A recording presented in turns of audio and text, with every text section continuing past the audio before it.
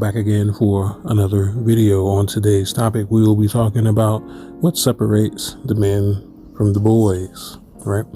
So this is a topic that I touch on briefly in the conversations I have here on my channel. And I call them conversations because I do get feedback and people, we talk. And I guess you can say, submit the discussion topic and we discuss it. But nonetheless, where should I start on this one? Let me think. So I made a video yesterday about how and why you should charge women up front for what they offer and what you have to offer, or rather for what they have to offer. You should charge them up front for what you have to offer. Sorry. A little bit discombobulated today. I've been running around all day and I had an opportunity to sit down and do this video. But anyways, the video was about how the difference in honor suggests where one should stand on the side of who approaches what first and who gives what first. And I mentioned in there that there's a difference between how men do things and how simps do things. And simps, they lack a lot of honor. This is the reason why women are so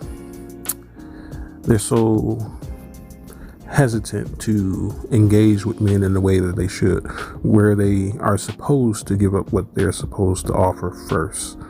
Because a lot of simps, they don't have any honor and they run off with whatever the woman gave them. So when they actually approach a man, they are groomed by that point to have an expectation that this man is going to run off with the things that I offered him and not give me anything in return in which we have agreed upon or the unspoken agreement.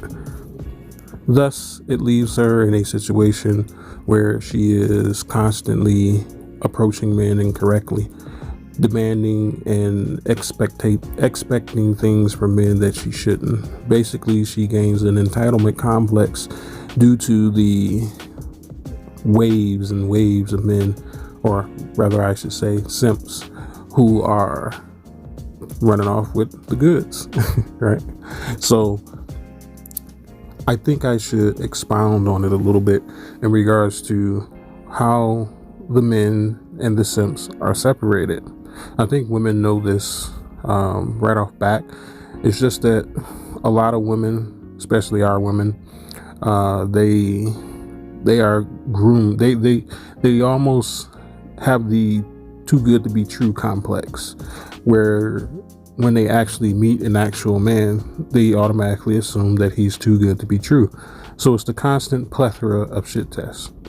I was talking to, I talk to my submissive often, y'all know this, but we had a discussion not too long ago, and I was telling her, like, yeah, I give women shit tests all the time. I have to, that's my job. And she was like, well, I give you shit tests and you fail them. And I was like, yes, I'm aware. Because guess what? That's masculinity. Masculinity doesn't care whether we pass or fail your tests. We only care about what your output is, and if you're continually to output what we require or not. We don't care about your tests. If I fail them, cool. If I don't fail them, that's cool too. But it's not a make or break situation for me. But a lot of simps, they fixate on passing a woman's shit test. That also comes from the PUA community as well. Because unfortunately, just because you listen to PUA content doesn't make you a masculine man. I hear a lot of things about masculine frame, masculine presence, leading with masculinity, but they then charge over, well, they'll start off, you want to have a good masculine frame and you want to lead off with your masculinity. But here's how you Here's how you succeed at passing a woman shit test.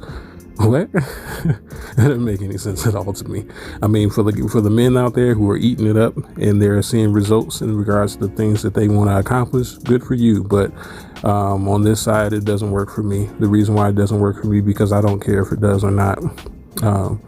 I have to put an interest into something most times in order for me to see a success of a product that I expect. I don't care either way. But anyways, to the topic, how the men and the simps are separated is purely by two things. Well, I say there are a few things, but there are two main things. There's three. Like I said, there's a lot, but here are the three main things: truth, honor, and masculinity. These are the three things that separate simps, because a lot of simps don't practice those same very things.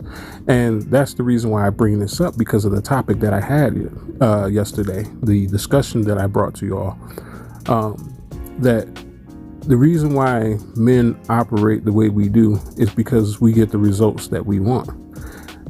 And it's not necessarily about getting the woman or not. It's about getting the outcome that we expect based upon who we are as men.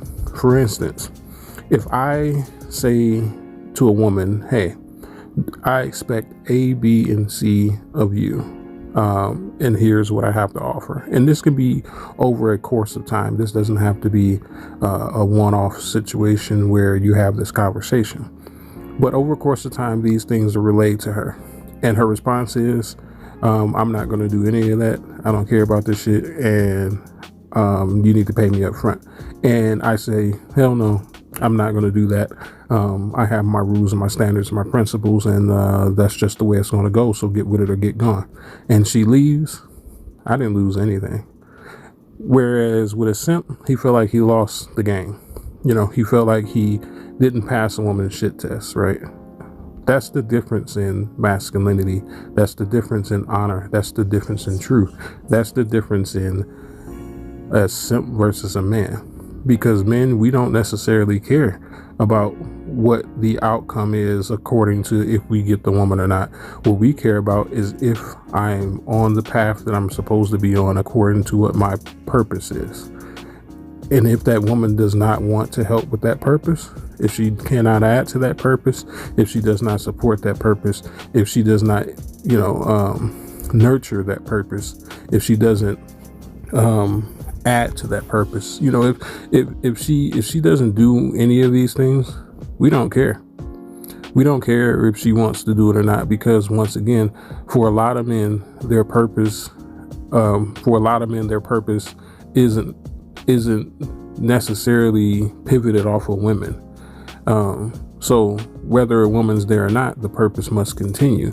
So regardless of if you, as a woman, want to participate or not, we don't care.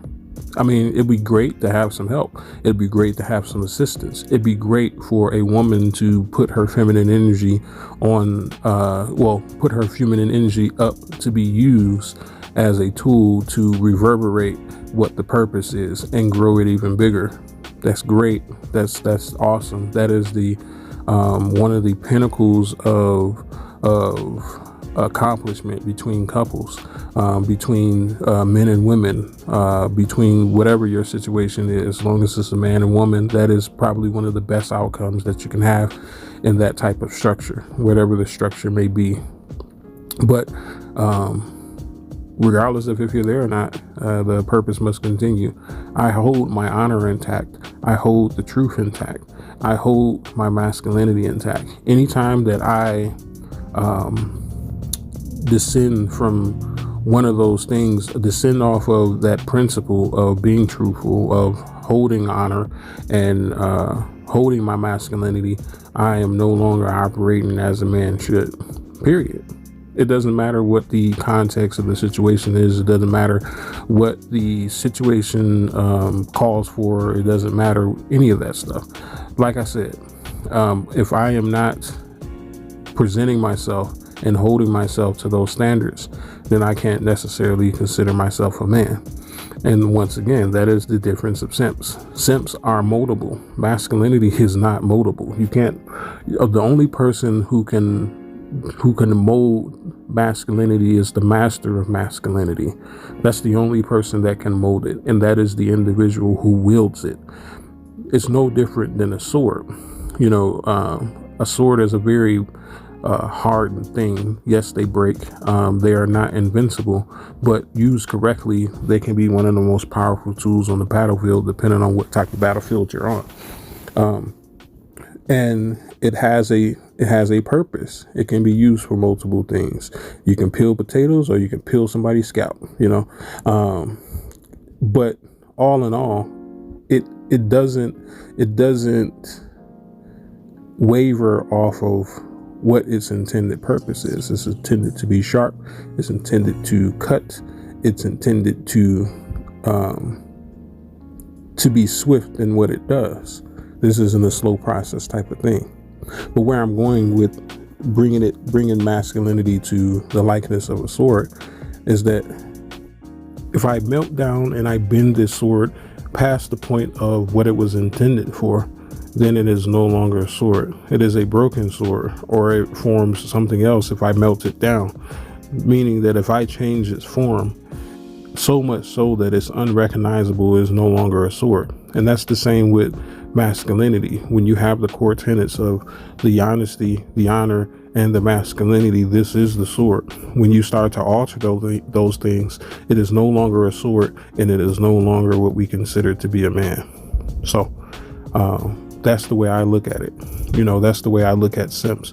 I look at these simps and I'm like, you're effective, but not as effective as I am in what I do. You have your lane, I have my lane, of course. But the problem of it is a lot of these simps, they try to masquerade themselves as masculine, honorable, and truthful men when they are not. Like I said, nothing against any of the PUA dudes, but the PUA dudes, they breed a lot of these dudes, because they give them these so-called shortcuts to accomplishing different things when they're still novices in these three core tenets of what makes a man. Sure, you can give a man a sword, but if he's not skilled within it, I mean, how effective is he with it, with what is meant to do, right?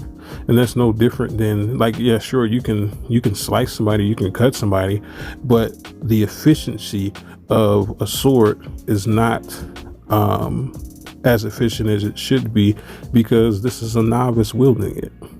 That's no different than these three core tenets when it comes to a man. A man wields them as a master, because these are things that he's practiced with plenty of times. So keep in mind that there may be some men out there who are masquerading and bringing themselves to the forefront as this man who's honest, who's truthful, who has honor, who has a certain level of masculinity that is noteworthy. But are they wielding it correctly? Right? You can have a sword all day, but does that make you a swordsman? Does that make you a master swordsman? No, it doesn't. And then when you mold it into something else, can you say, I once had a sword, but now it's this, this crate of spoons over here. Can you still call yourself a swordsman at any rate? That's how I look at it. But anyways, like, comment, and share. Check me out on Facebook. Check me out on Patreon.